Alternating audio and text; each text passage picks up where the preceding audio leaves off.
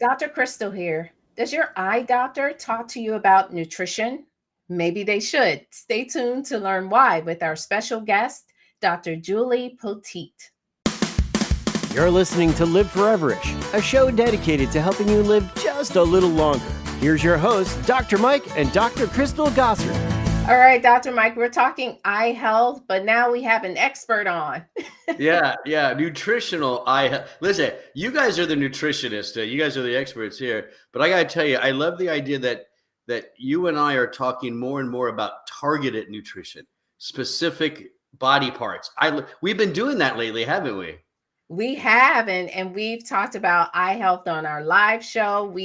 Cataracts and macular degeneration. And so it's nice to have a doctor of optometry on, and I can go ahead and introduce her. We welcome to our show Dr. Julie Poteet. She's a doctor of optometry and certified nutrition specialist. She's an industry key opinion leader in nutrition and ocular health. She has a master's of science in human nutrition and functional medicine. She's one of the first ODs to become a certified nutrition specialist. She's a frequent lecturer and author on nutrition and ocular health. She serves as immediate past president of the Ocular Wellness and Nutrition Society, serves on the board for certification of nutrition specialists, the Macular Degeneration Association, Women in Optometry, and of course, the Ocular Wellness and Nutrition Society.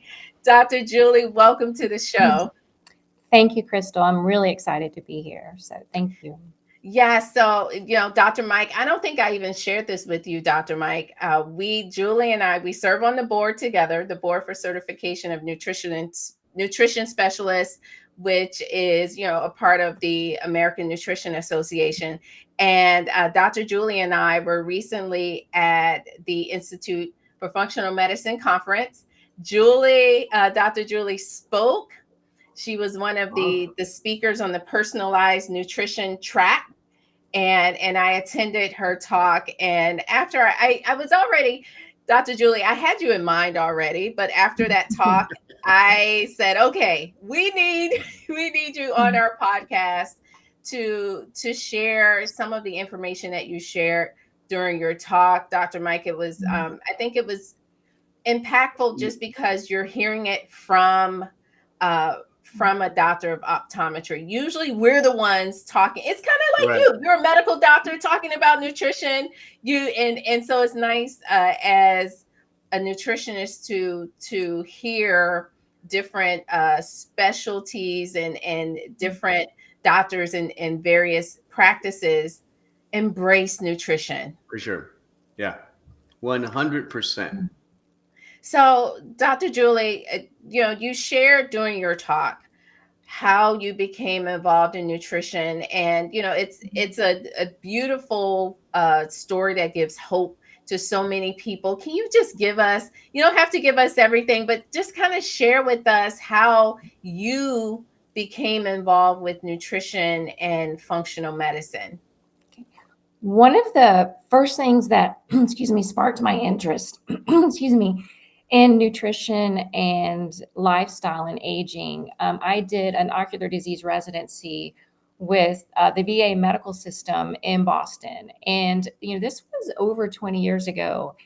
And I became fascinated with why some of my veterans seemed to age so incredibly well. And then some just really struggled. These were, young men in their 18, 19, 20, 21-year-olds that were in peak physical health, who just seemed to age over time so differently. So that piqued my interest. But what really got me involved in nutrition and functional medicine was a personal story. A lot of the practitioners and colleagues of mine in functional medicine and nutrition have come to be involved in this arena because of similar personal stories where mainstream medicine just did not afford all the answers needed. One of my children who is brilliant and just graduated top of his class from one of the top colleges in the country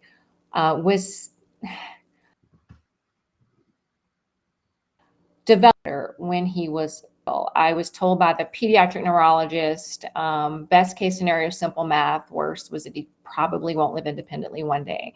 This is a child who had chronic GI inflammation, chronic gut issues as an infant. In fact, his pediatric GI specialist at Harvard at the time told me, he said, and this was over 20 years ago, he said, Julie, there is something to this gut-brain connection.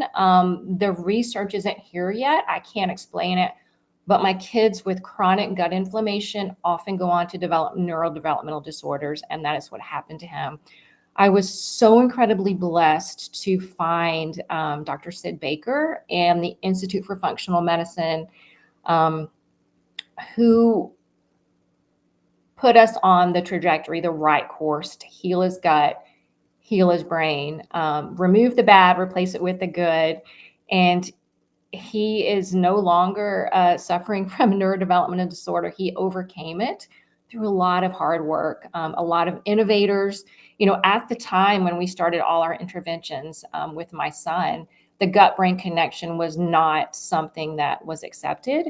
And now we have good evidence that there's, the gut-brain connection and the gut-retina connection. So that's what sparked my passion for nutrition and functional medicine, and why I went back to school and, attained more knowledge in this area, because my goal is to just kind of help others. I think we are all here to help each other. So that's a fascinating story, Dr. Julie. But, I've been to several ODs throughout my life, and I've never been asked about nutrition by any of them. So I'm glad you're here. So let's start that conversation, and let's just get an overview of what you think about nutrition and ocular health. Sure.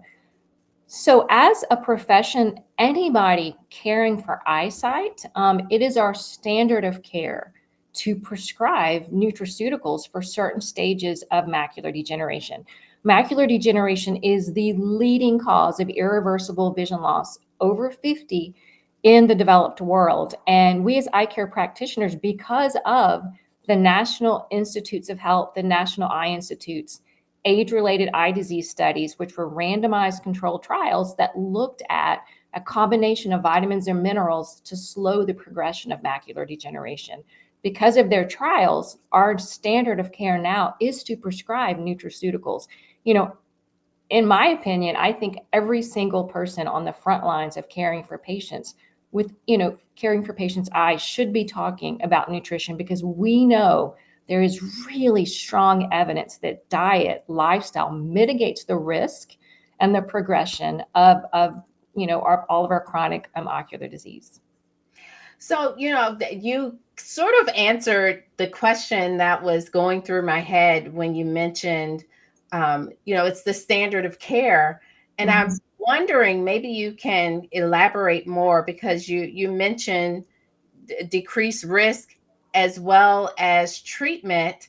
And so do you find, and maybe you are not the typical, because I know you're a certified nutrition specialist as well, but generally speaking, in the standard of care, do you see this being implemented as a preventative strategy, or do you find it's more kind of after the fact? And then I would love to hear some of your experiences in practice once you implement these strategies. That is an excellent question, Dr. Crystal. Shakespeare said the eyes are the window to the soul, but the eyes are so much more than that. They are the windows to the vascular system. Practitioners can problems spotted in the retina are often the first signs of disease lurking elsewhere in the body. The retina is the only human tissue allowing a direct, non-invasive in vivo visualization of the microvascular system. Okay. The microvascular changes, which you both know, precede clinical manifestations elsewhere in the body. They're independent predictors of high blood pressure, diabetes, coronary disease, renal disease, stroke. And again, so the eyes are the windows into systemic health. The the eyes are part of the brain. They serve as early warning systems to not just vascular health, neurological health. Every systemic disease affects the eye. I am on a mission to persuade my colleagues to embrace this movement of prevention and wellness. My mentor, Dr. Stuart Richer, one of the top carotenoid researchers, he actually passed away last year, but he would often say in his lectures that we must be mindful to repair the roof before it starts raining. We need to talk to our patients about lifestyles that support the retinal tissue, that mitigate the risk. It's so much easier to prevent rather than treat once something starts. We know with macular degeneration, once we see evidence of drusen, waste products in the macula, that's a sign that this is a disease process that has been going on for a long time. So as a practitioner, every single patient I see, I talk to them about diet. I use their retinal photography as a teaching tool. I say, these are the changes I'm seeing. These are the microvascular changes. This is what they mean. And I truly believe if a patient has a why behind something, they are more apt to make those lifestyle changes. So I use it as a teaching tool. And again, as a profession, I kind of feel like we are all, as eye care practitioners, we are a bit spoiled with our imaging technology. So every single patient. And again, my goal is to get every single one of my colleagues to embrace this. In healthcare, if we are going to evoke change, we all have to work together. I work with the endocrinologist. I work with everyone. And I do want to kind of give a quick story about a patient I had the other day. I asked him, I said, what is your type 2 diabetic? I said, what does your endocrinologist tell you about what to eat? And he said, Dr. Poteet, he said, if it tastes good, spit it out. Okay. And we as a profession, we as healthcare practitioners can do so much better than that. Look, we know 1 out of every 2 US adults is pre-diabetic or diabetic. 1 out of 4 teens is pre-diabetic or diabetic. We cannot sustain that. I mean, from our profession, diabetic retinopathy, one of the leading causes of visual loss. The longer someone has diabetes, the more. I was in school a long time ago. We were taught that diabetes was an adult type 2, not type 1. Type 2 was an adult onset disease. And it saddens me because now in Atlanta, one of the top children's hospitals has opened a type 2 diabetes clinic for kids. And wow. We as a society cannot sustain this. So we practitioners, all of us, need to maintain a contiguous message that, hey, we're putting ourselves, in harm's way here. We can do better. So I just have to assume that I'm going to give that diabetic doctor, the benefit of the doubt, Dr. Julie. He had to just be talking about the sweets, cut those out. What a horrible way to present that. I love roasted asparagus. I'm having that tonight. When I eat it, should I spit it out? I mean, that's just horrible advice. I mean, no, I couldn't believe it. But it's crazy. Yeah. So when we think about eye disease, the big 3 that most of our audience members are concerned about, it's cataracts, it's glaucoma, it's macular degeneration. So let's focus there for a moment. Let's start with cataracts. When you see that or see the beginnings of that, what are your 1 or 2 or 3 top dietary nutrient suggestions for that patient? So I do want to mention something about cataracts. Every single one of us, if we live long enough, will develop cataracts. Poor diet, certain systemic disease, chronic use of corticosteroids, spending too much time in the sun. There's certain things that accelerate the age at which we'll see cataracts. UV exposure, smoking's a big risk factor. But every single one of us will develop cataracts. And we've known for a long time that diets high in fruits and vegetables are inversely associated with our risk of cataracts. So again, oxidative stress, anything we can do to mitigate oxidative stress is going to reduce the rate of cataracts and increase the age at which cataracts develop in an individual. But every single one of us will develop cataracts at some point. I do want to mention something about cataracts that recent data that has come out that has changed the way I practice. I used to wait a bit to refer patients for cataract surgery until it was visually significant enough. And based on new data coming out that cataract surgery is a modifiable risk factor for early cognitive decline, I don't wait anymore. If someone has cataracts that I can look in and see, listen, cataract surgery takes 6 minutes per eye. I have not had one patient come to me after cataract surgery and say, I wish I would have waited to have it done.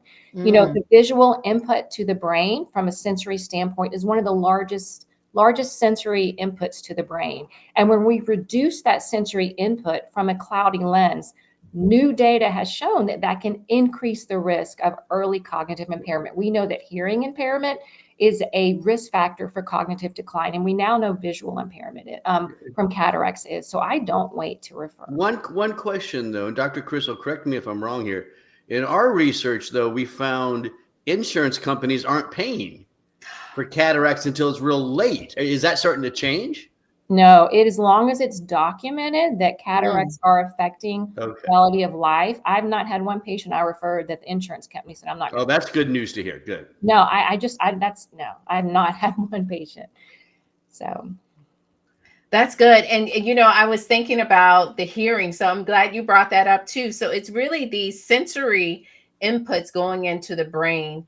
They matter. And so when we look at kind of the fruits and vegetables, are there any targeted nutritional add-ins that you also kind of look to as it relates to cataracts? Sure. Again, I preach all day long green leafy vegetables in our diet, antioxidants, a Mediterranean style diet. I believe with nutrition, we have to kind of try and keep it simple for our patients. So a Mediterranean diet, fatty fish twice a week, I preach to every patient about that. Super important. We know the antioxidants are super important. So would you say regardless then, whether it's cataracts, glaucoma, macular degeneration, Mediterranean diet, get those colored antioxidants that we know are great for the eyes. It's kind of all to you. It's all kind of the same approach here is really just upping people's level of nutrition and what they're eating on a daily basis. Absolutely. We're looking at oxidative stress. We're looking at inflammation. For the chronic ocular diseases, oxidative stress and inflammation are at the root of most things we treat, such as macular degeneration. Macular degeneration is smoldering inflammation in the retina. And that's what the National Institutes of Health age-related eye disease studies showed is that antioxidants reducing that inflammation mitigate the risk of progression of ocular disease. So yeah, it's, antioxidants.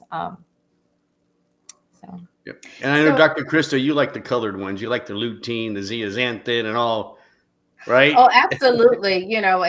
I'm all about the carotenoids. I take lutein, I take zeaxanthin, mesozeaxanthin, of course, all of the colorful fruit and vegetables. I remind people that those carotenoids, we typically think about the orange colors, the yellow colors, but saffron. Even Saffron a bell pepper is green. Saffron.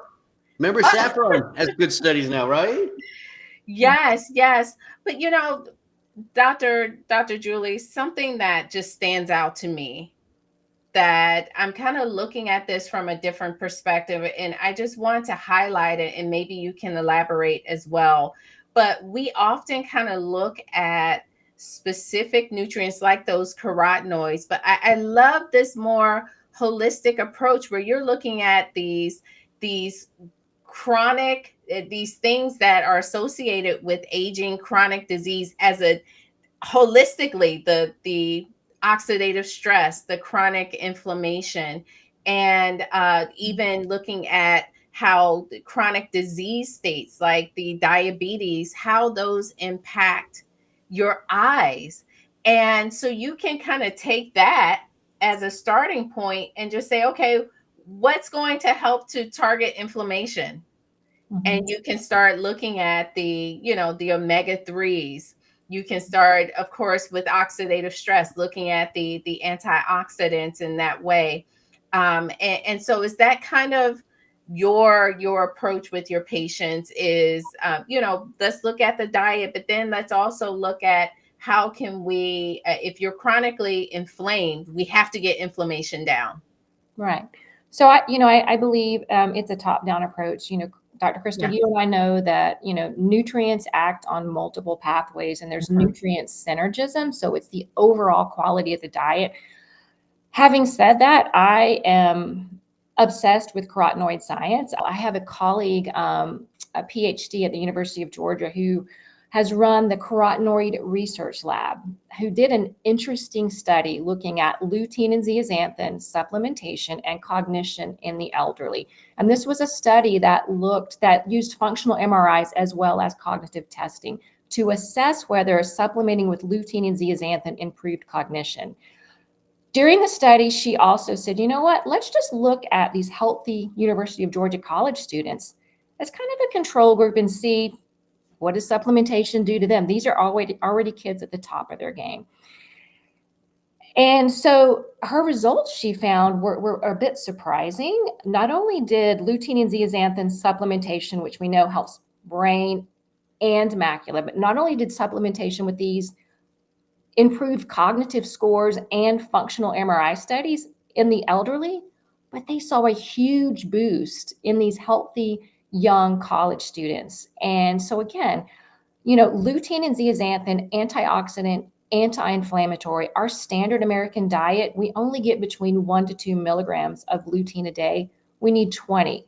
We need 20 milligrams. So that is a supplement that I recommend to almost all of my patients, especially those with a family history of macular degeneration. It is so important.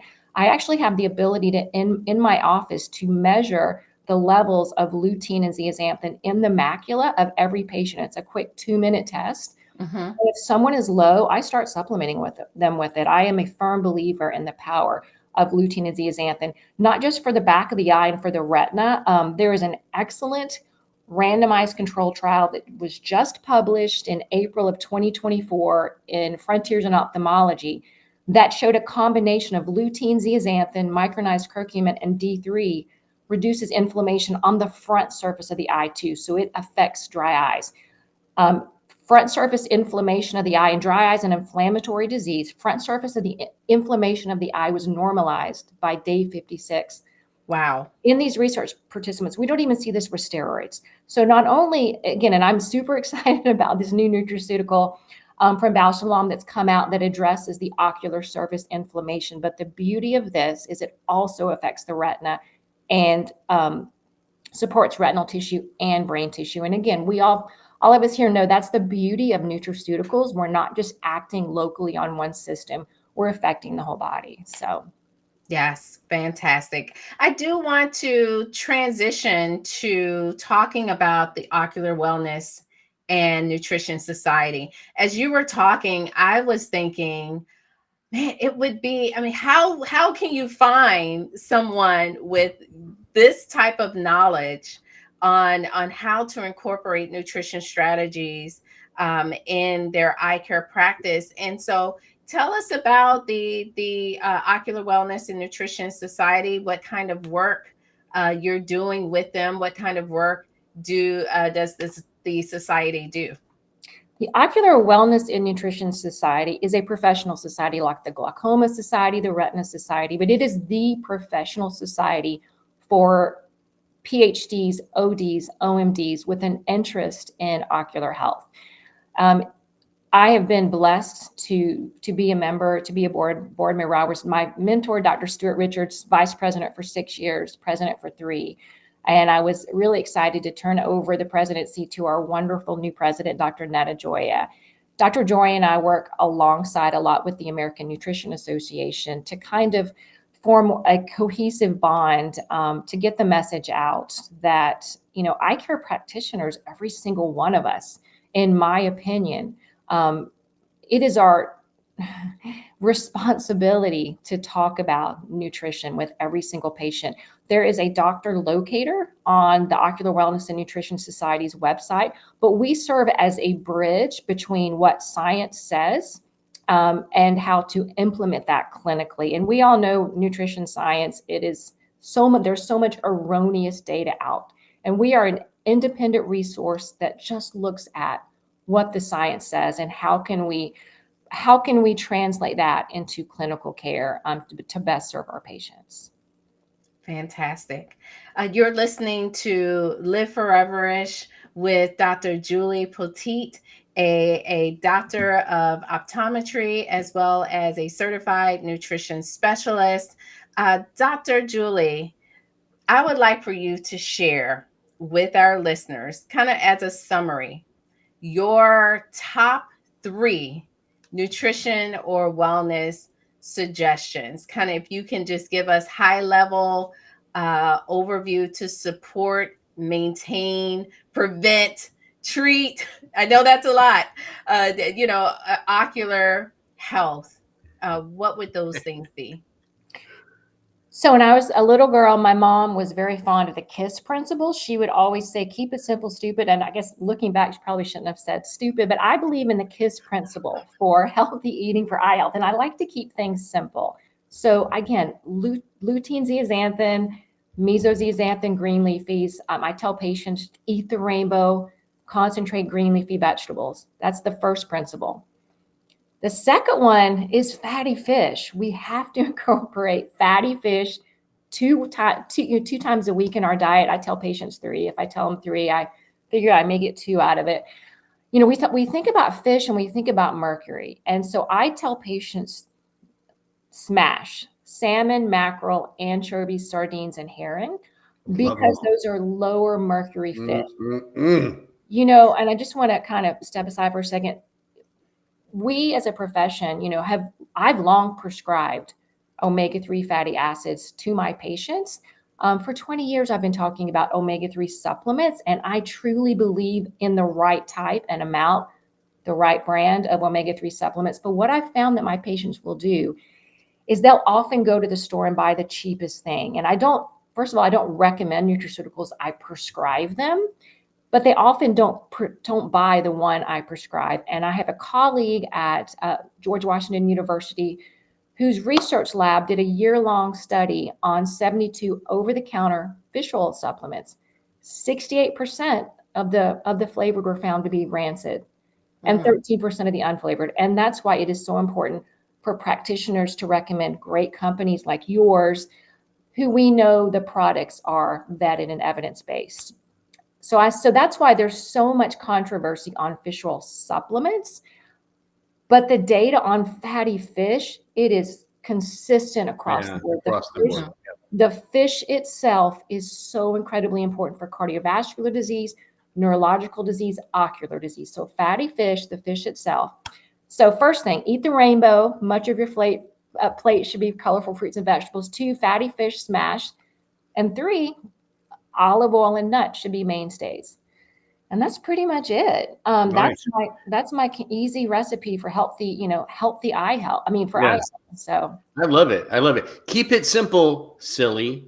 Okay. Is that a better way of saying it? My mom is the sweetest person I've ever known, but she would always say, keep it simple, stupid. Keep it simple, silly. That's better. That's better. I love that. And then it's all very doable. And who doesn't like a good salmon? I'm having salmon tonight. Some good anchovies. Yes, love it. I Love it. Go ahead.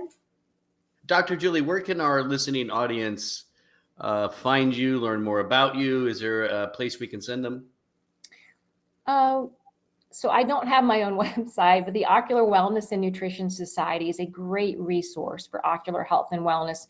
I also am an author and clinical editor on a journal, Presbyopia and the Aging Eye. And if you Google presbyopia and the aging eye, there's a lot of nutrition articles I've written. You can follow me on LinkedIn, Julie Poteet. I am posting a lot about nutrition and eye wellness. And I do want to give a quote really fast. This is one of my favorite quotes. it ain't, this is a Mark Twain quote. So it ain't what you don't know that gets you into trouble. It's what you know for sure that just ain't so. I have so much gratitude for Life Extension and other companies and researchers that are really pouring money into research that we as clinicians can use. And there is so much erroneous data out there. And to know we have good sources to go to makes my life easier. So yeah. Now that you brought Mark Twain up, I'm sorry, Dr. Crystal, before you wrap this up, I got to give my favorite quote of him. You ready? Okay. I've had so many problems in my life. Thank God most of them never happened. Exactly. That's good. That's another good one. Oh, these are nuggets for living forever-ish, because that's what this podcast is all about. How to incorporate lifestyle strategies, holistic wellness, personalized information to live longer, healthier lives, to age gracefully. And so thank you for being a part of this episode and helping to spread more of this good information. Thank you for having me. I'm honored to be here. Thank you. Again, you're listening to Live Foreverish. If you like this episode, we have tons more.